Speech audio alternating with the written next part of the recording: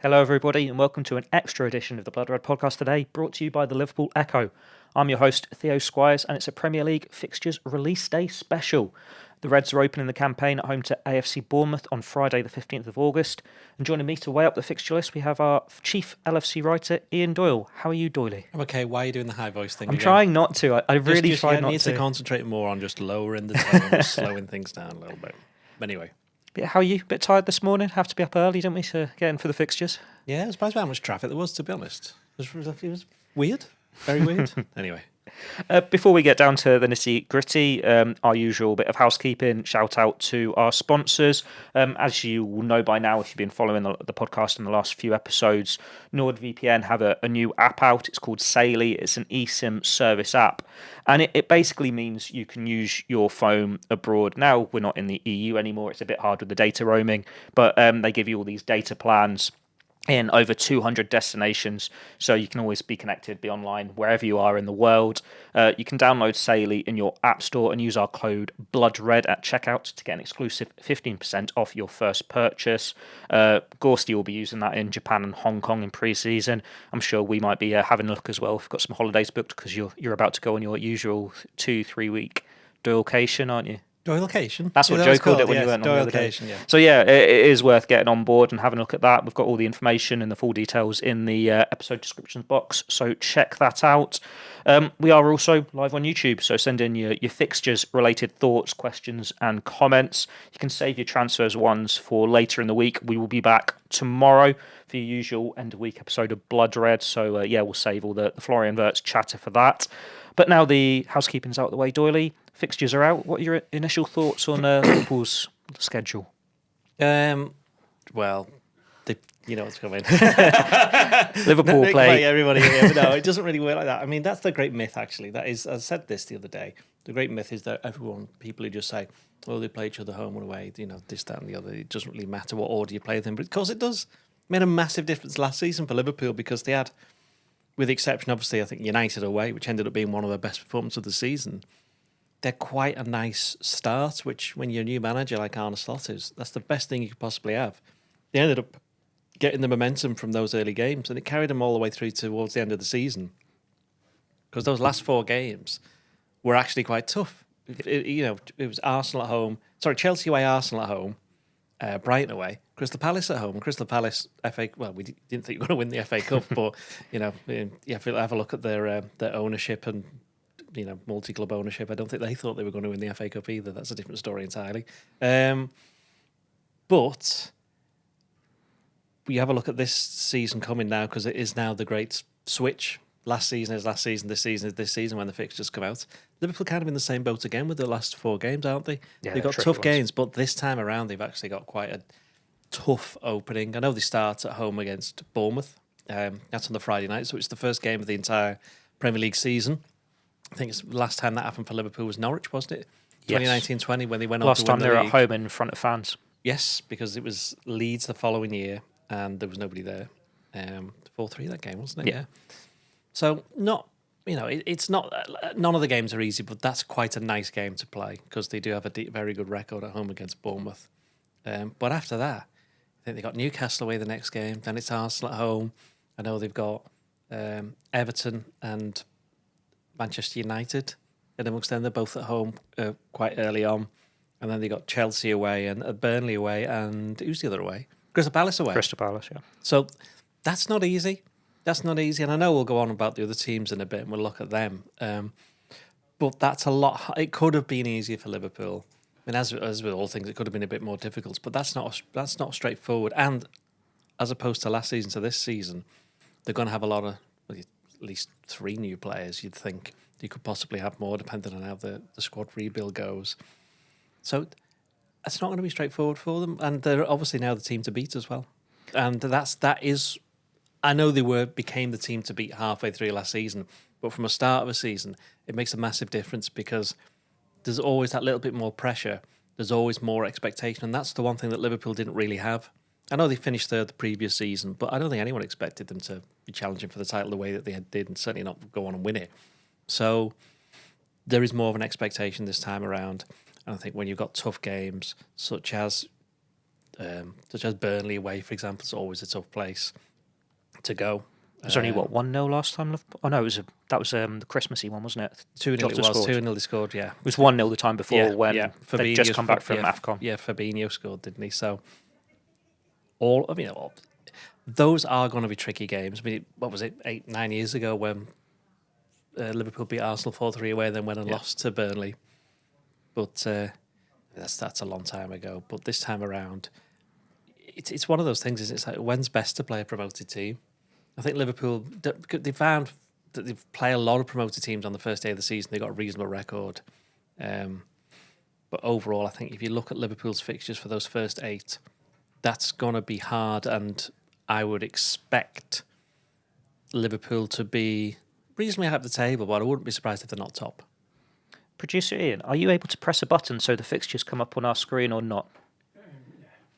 Otherwise, people are just relying on me. We have got the first 5 on the YouTube page there, but I'll read them out if you are listening to this later.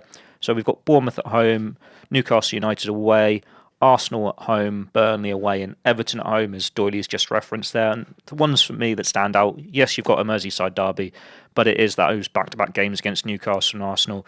As much as it is tough, and you say there Liverpool probably aren't going to be top early on in the season, it is a hell of a way to send out a statement if they want to, because we saw it last year against Manchester United. Yeah. You go and win 3-0 at Old Trafford, and everyone thinks, oh, hang on, Liverpool, they mean something this season. If you go and put in a good performance at St James's Park, actually get a win against Arsenal as well, they could be in a strong position anyway. Well, it sets up the season because if you look at a couple of seasons before that, Liverpool went to Old Trafford very early on. I think it was a Monday night, lost 2-1, were terrible because they'd opened up the draw at Fulham, draw against Palace at home, and then lost at Man United. A United team that weren't particularly great as since been proven. And it can have an impact that way. So you don't really want to be playing a lot of tough games very, very early on because it is about momentum. Going back to what I said before, it is about when you play certain teams. I mean, you only really know after the event whether it's a good time to play somebody or not. And Bournemouth have lost a lot of players, so they look as though they're going to lose a lot. Yeah, they're going to lose a lot of players. So again, that might be a good time to play them. But Newcastle away, they've qualified for the Champions League. They obviously won the League Cup last year. Things on a high. I imagine they'll have bought a couple of players. That's going to be tough. Arsenal at home. Liverpool's record at home against Arsenal of the last couple of years, not... In fact, Liverpool's record against Arsenal, full stop, in the Premier League, not particularly great over the last couple of years. It's just been a lot of draws, hasn't it? Yeah. Because Arsenal haven't won at Anfield for, we're talking over 10 years now. Yeah, I think it was, what was it? So last year it was 2 draws. The year before it was a draw and an Arsenal win.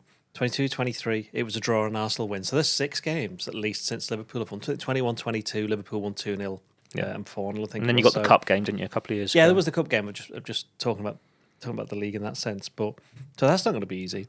Burnley, where we mentioned, Everton at home, never the most... I mean, it's quite interesting that it's quite that early, to be honest, you know. And then Palace away, never easy. Chelsea away, Liverpool.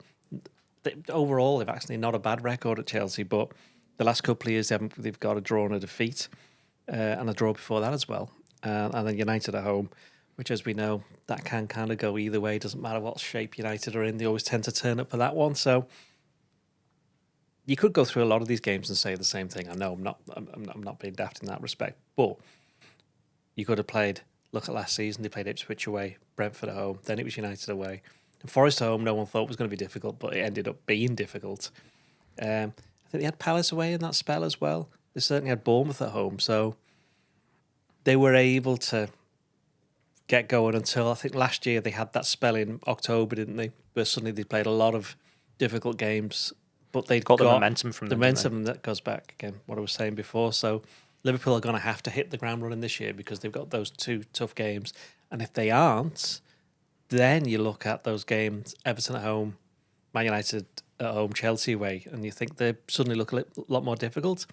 But of course, the other way around is if Liverpool get, as you said, good points at Newcastle and beat Arsenal, and suddenly it's like, oh, now they are the team to beat once again. And what is quite telling, looking at the rivals' fixtures, obviously we've been doing a deep dive on Liverpool, so we haven't had too much of a look across the league. But Arsenal's starts spotted. Arsenal's hard. That stood out, and so's Man City's to an extent. Arsenal's. I'm not disagreeing. You're not so much. No, I disagree. What I would say on Arsenal, it was the same as last year. I think they only played 2 of the last in the last 7 or 9 games, I can't remember off the top of my head, it's one of those two. They only play 2 teams who finished in the top half last season. And I know things change. Like, no one would have expected United and Tottenham to do as bad as they did. But for Arsenal, for example, those are 2 very tough opponents because it is still big teams playing each other. So that will help them. And I think Liverpool last season, as I said before, had a tougher run in. And I remember writing something at the time, but this time last year ago, and if they've got any chance of winning the league, they're going to have to be miles clear at the end of February, which it turns out that they were. I didn't expect them to be that far ahead. Where do they have to be miles clear by this time? I think it's probably March because they've got, as I said, they do have tough games. I think what I would say in between the start and right at the end, Liverpool's fixtures are actually not that bad. They're not that bad. I think there's a spell at the end of January, start of February, where they play Newcastle at home and City at home in successive weeks. Yeah. And just on the Premier League games alone, it doesn't look that bad. Although, obviously, there's a lot more into that. They're not just playing in the Premier League, they're playing in the Champions League as well. And we've had a look, and of the 8 games in the first stage, 5 of them, the following game was away from home. And it's not even, it's either miles away, Chelsea, West Ham, Bournemouth and Brentford, or very difficult, Man City. And I know Chelsea and Manchester City are both in the Champions League as well. So, and then the home ones were Everton, Brighton and Newcastle. I'm relying on Red. Who's put that in the comments there? But those games are not going to be pushovers either. Well, no, that's the thing, isn't it? That's the thing. But yes, I do think that Liverpool, if they can have a good start as they did this season, I think it would probably be even more important in terms of just pure points rather than the momentum and Slot having to prove himself because he doesn't have to, because he's literally won the Premier League already. Now, I'm benefiting here because producer Ian has managed to put the fixtures right in the middle of our 2 faces on the screen. So if they're watching on YouTube, everyone can see it. It's on the screen. Oh, that's less good. Oh. But you're trying to do this from memory, or did you get them up on your phone? I've got them on the phone. Oh, that's okay. Because we'll move on to, I suppose, the way the Champions League fixtures fallen now. Like, we've just touched on it there, but that can really shape a season because, like we said, we saw last season Liverpool had Man City and Real Madrid back to back. Yeah. That was something that as soon as the fixtures came out with Man City, that could be tough. As soon as Real Madrid was confirmed, that could be tough. But it shaped Liverpool's entire season. Well, also it helped at the fact that they'd got all the points in the bag and the wins, and it goes back to momentum again. There will come a time in the season where every team has a bit of a sticky period. I think, funnily enough, for Liverpool, theirs was, unfortunately for them last season, was around mid-March when they weren't playing that many Premier League games and ended up losing to Paris Saint-Germain at home and then losing the League Cup final to Newcastle United. And then you can't really count the last 4 games because they'd already done it. On the beach. But it would have been a lot more interesting had they needed points because, they are tough games, those last 4. And I think Liverpool have got exactly the same again this season. What are the last 4 games? Last 4 are Manchester United away, Chelsea at home, Aston Villa away, Brentford at home. Now, that does give you the nice opportunity to win the Premier League title at Old Trafford if you get your business done early. Well, God, it's a big if. That's a massive if, especially with them expecting, Man City. I'm expecting Man City and Chelsea to both be better than last season. Tottenham will be as well. But I don't think Tottenham are going to be winning the league. No, I think it is going to be between Chelsea, Liverpool, City, and Arsenal. The thing is, I'd still write Chelsea off because they'll be knackered from the Club World Cup, even though they've got about 60 players. Man City, it's a new squad as well, so it's going to take its toll, even though we expect them to be better. That's something else to consider entirely, that some of these players will have been playing continuously for like 600 days. I think that those 2 teams, because they've got reasonable starts, in my view, they'll be able to hit the ground running because they'll be much sharper. And I think it's only a bit later on that they might struggle a bit. Chelsea last year fell over. Chelsea last year could have gone top just before Christmas. Yeah, they could. Right, and then ended up falling away. And Chelsea this year at Christmas, I can't remember off the top of my head who they played, but their 4 festive games are actually pretty difficult for Chelsea. And that might be an issue for them. Google has already updated, so I can have a quick look on Google for you if I can beat you to it. Chelsea have got Newcastle away, Villa at home, Bournemouth at home, City away. So that's over Christmas, and the New Year. And then you could always throw in... There's no game on Boxing Day, is there? No, they announced that quite early on that there wouldn't be this year, I think. Or was that Christmas Eve? One or the other. I think it was Christmas Eve. And they may, because I think it's a Saturday and a Saturday, as in they're playing the 20th and the 27th. I wouldn't be surprised if some games got moved, brought forward to the 26th. Otherwise, I might have a Boxing Day off for the first time since 1996. Incredible. Is it really that long? Yeah, since I first started working, I've never had a Boxing Day off. Well, next thing that stood out for me is the AFCON schedule, because it starts in December. It's earlier this year because of the Club World Cup and the actual World Cup. And it means that it overlaps the festive period entirely. Mohamed Salah, rather than missing 2 or 3 Premier League games, could miss 6. And that includes Tottenham Hotspur away and Arsenal away. Yeah. That's not ideal for Liverpool. No, what I would say on that is that the Tottenham game, I think that will schedule at the weekend that the competition starts. I've not seen I don't even think they've done the draw for the AFCON yet. They have. You've not read my piece yet. Yeah, well, just because it wasn't online when I was coming Yeah, that'll be why. It's only recently gone up. When's Egypt's first game? I think they're like the 22nd from memory. All right, well, there's no chance of Salah being available for the Tottenham game. So, so he'll definitely miss 2. But the last couple of years, there have not been as many games over Christmas. There's been like 1 round of games that's been moved to somewhere else, and that might benefit Liverpool in this case. But you're right, if they get to the final, they're going to end up missing the 4 over Christmas, and then possibly another 2 after that. So Egypt's group games are Zimbabwe on December the 22nd, South Africa on Boxing Day, and Angola on December 29th. So that would have him out of Tottenham, Wolves, and Leeds United. If they progress, which you'd expect they will, to do from that group, then they'll miss Fulham on the 3rd of January, and that puts Arsenal at risk as well on the 7th. I would imagine he's not playing in that as well. So I think it's... And then Burnley comes into it in cup games if they go further. And it's not the first time this has happened. No. Obviously, because it was 2022 was the last time, wasn't it? When they kept on coming up with people to play on the right wing. Or did it... 2024, wasn't it? Oh, was it? When he got injured. When he was injured, of course. Yeah, it was only last year, wasn't he? Yeah. Yeah. Because he was injured anyway, so it didn't really make that much difference.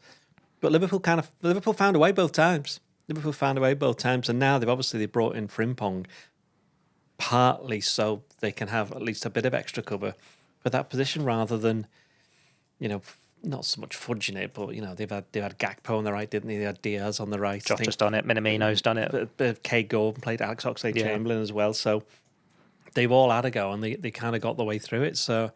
But that's what these squads are for. I mean, there's every chance a player Salah gets injured then anyway. There's always this risk. Players aren't going to play every single game. So while it's a little bit inconvenient that they've got 2 big games at that time, although they always seem to now be playing Tottenham just before Christmas, it seems to be happening quite a lot. I wouldn't be too concerned, because that's what the squads are for. And of course, every club who's got any African players will be missing them. So it's not just Liverpool. And what's beneficial with Frimpong being the alternative, it's not going to be a player coming in cold. Like we saw that with Chiesa to a lesser extent, because he hardly got an opportunity.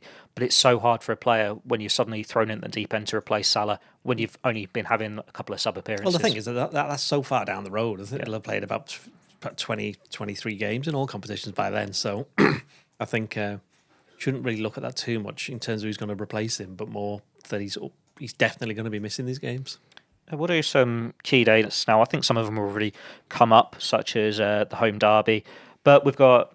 The first visit to the Hill Dickinson Stadium. First stage was the Hill Dickinson. April the 18th, is it? Yes, April the 18th. Yes. It's all a long way off, but you're looking forward to your first trip there, or are you going to get one in beforehand on a nice weekend off, or a bit of rugby league? You going for the rugby league? I'm going to try and get some tickets for that. It's sold out, but I'll try and do something on that. You just reminded me, actually. I'll have to do that later. That's a point. What day was that? Because Liverpool will obviously be at home, won't they? Yeah. Because I've got tickets for that as well, so hopefully it's not clashing if it'll be a Sunday game. Are you going to it? Yeah. Yeah, we've got some... I think we're more Union, aren't we? Yeah. But we've got some just because it's local. Proper sport, that. Football nonsense. Was that November?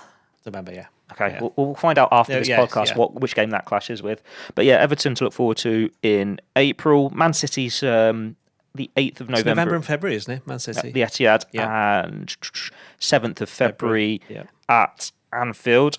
It always seems to be that time in the season where...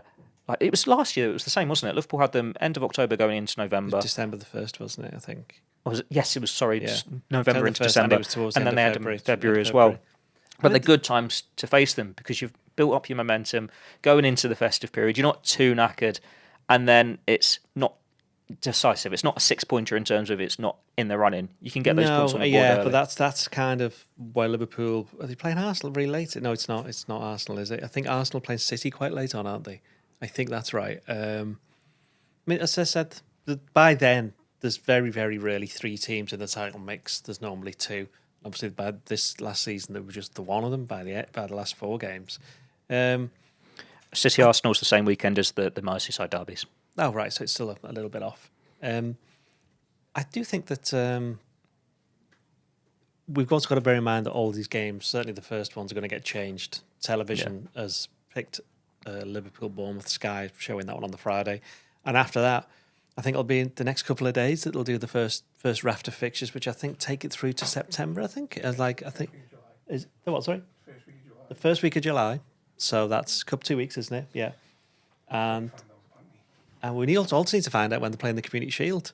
9th or 10th of August. Well, I know that, but which day is it?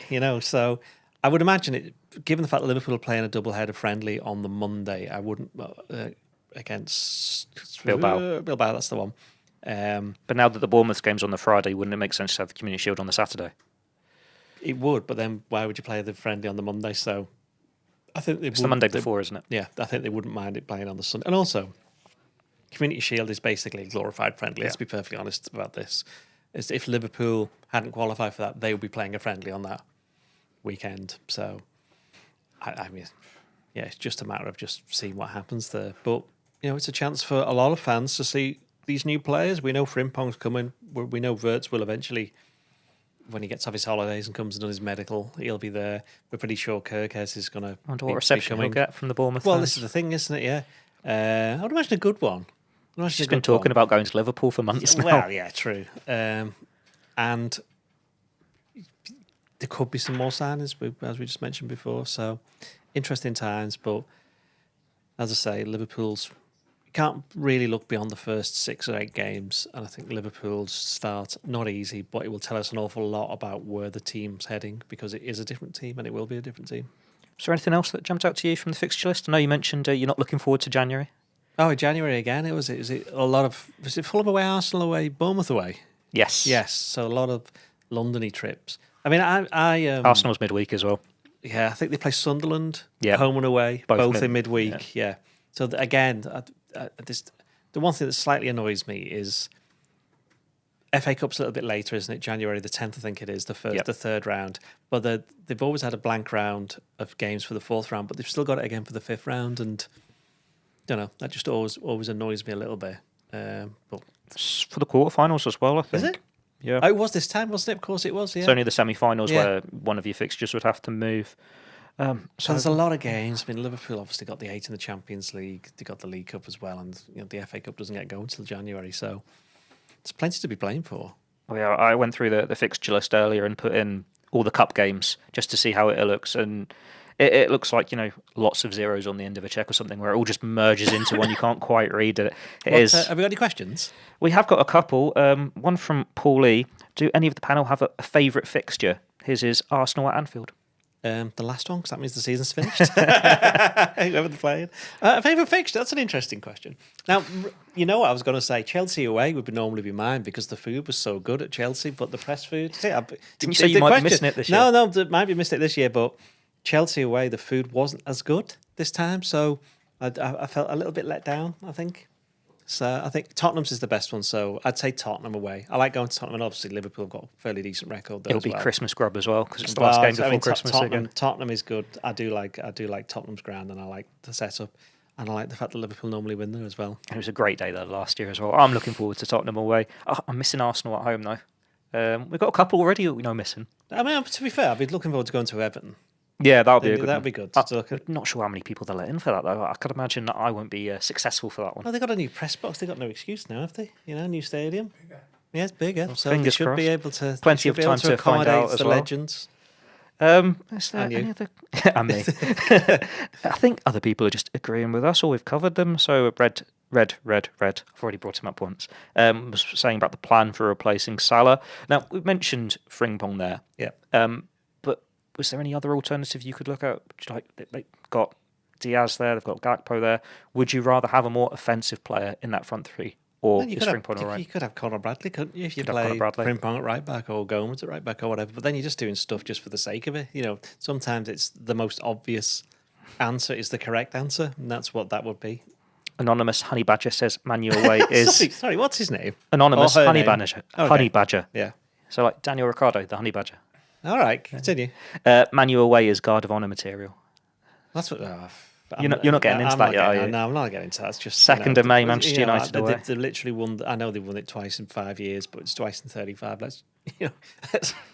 They haven't. Well, this is an interesting point. I'm glad you brought that up. Actually, that Liverpool haven't defended any trophy successfully since they defended the league in 1983-84. So it's been 41 years. So it will be 42 years for them to successfully defend the trophy. It's a long time. It's hard to win back-to-back leagues, and I know Guardiola got an awful lot of grief for kind of, not grief. I think people didn't really understand what he was saying when he said, do you have any idea how hard it is to win 4 in a row, when they were going to go for the 5th one? And then obviously they all fell away last season. And he's right, because it is so difficult. It's difficult to win 2 in a row. And I think Liverpool have done it. For a team that's won it 20 times, I think it's 5 times that they've defended it, which isn't really a lot. I think United have defended it 7 times, and I think City is 4, and all of them have come in the Premier League era. Chelsea only defended it once in the Premier League. Yeah, exactly. So it's difficult for a lot of reasons. So if Liverpool can still be in that kind of conversation come February, which is normally a time where if you're not there, then you've got no chance. Basically, you got to stay in touch, which again looks like Liverpool are going to have to do given the fixtures for everybody else. And I know in our email inboxes we've all had the supercomputer or the betting odds saying Liverpool favourites. But it does feel like it's going to be a much tighter title race this year, where it's too early to really say who's going to be the runaway favourites. There's too many variables because the transfer window's only just reopened. So at the moment, I'm assuming that supercomputer's done it without Verts playing for Liverpool because he hasn't joined them. I think he did it without the fixtures even coming out as well. It doesn't matter. I mean, it's, in that sense, for a supercomputer, it doesn't matter what order because the computer doesn't take in the human elements. Yeah. And I think that's the one thing that we're here discussing it, because that's something that you can't get from just looking at a piece of paper or putting in data inputs and all that kind of stuff. So yeah, what was the question again? There is no clear favourite to win the league. There's no clear favourite. Yeah, I mean, Liverpool have to be favourites because they won it by so much last year, and the squad presumably will be stronger overall. Although the fact that they've lost Trent means they're going to have to change the way that they play. And certain players like Salah have got to build, and as you mentioned, that they're definitely going to be missing a part of the season and an important part of the season. Chelsea are going to get better. Man City are going to get better. Arsenal, I think, is interesting to see what they do. Get that centre forward. Well, again, but I think it's not just that now. I think it's a mentality thing. I think they need to get in. They need to change something, Arsenal, if they are going to actually get over the line, because there's something that's stopping them. And I don't know what it is. And it isn't just the striker, because they've had that in the past and they got loads of points and they still didn't win it. And Liverpool had that with Manchester City and ended up winning it eventually. And of course, they had it a couple of years ago and they've ended up winning it again. Arsenal haven't had that. I mean, you mentioned if it's been 20, it'll be 21 years, isn't it, since Arsenal won the league? 21 now, isn't it? It'll be going on to 22. It'll be 22. Even Chelsea, it's going up to 2017 was the last time. So if they don't win it this season coming, it'll be up to a decade, which for a club like Chelsea and the amount of money that they spend, I know they do well in picking up other trophies such as the. Well, they could be going into it as world champions. Well, this is the thing, yeah. I mean, they shouldn't have been in the Conference League. Let's be honest. That's a different conversation.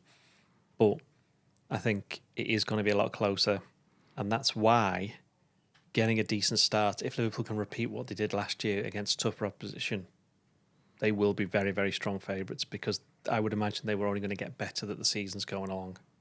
And that makes this Arsenal game on August the 30th really interesting, because I think we were saying on podcasts at the end of last season, which is now last season. Yes, we're now this season, yeah. That Arsenal going into this season would be a very different animal if they won the Champions League. But because they still haven't got that trophy, it is still a mentality thing.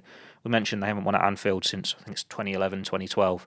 So if they then went and won at Anfield early on, they're completely different going into the rest of the campaign than if Liverpool beat them again and they're playing catch-up. I mean, Arsenal had some tough, it seems to remember, Arsenal had some tough fixtures at the start of last season. Tottenham away, they had City away quite early on. And there was one or two others.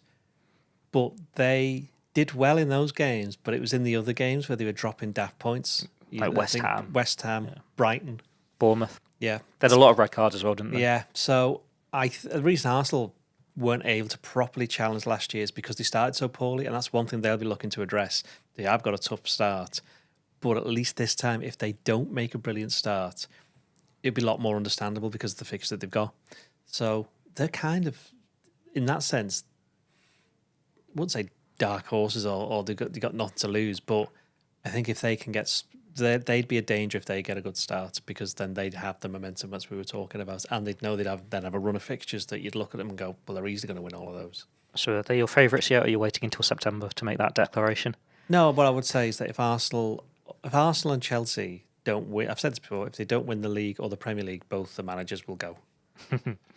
That's all we've got time for today. Thanks to Doyle for joining me. We'll be back again tomorrow for your usual end of week Blood Red podcast. I don't think we've got a time yet, but just keep an eye on the YouTube channel for that. We'll also have the Liverpool.com podcast on Friday. Expect plenty of Verts and Kirkes chatter on both of those, I'm sure. Until next time, thank you and goodbye.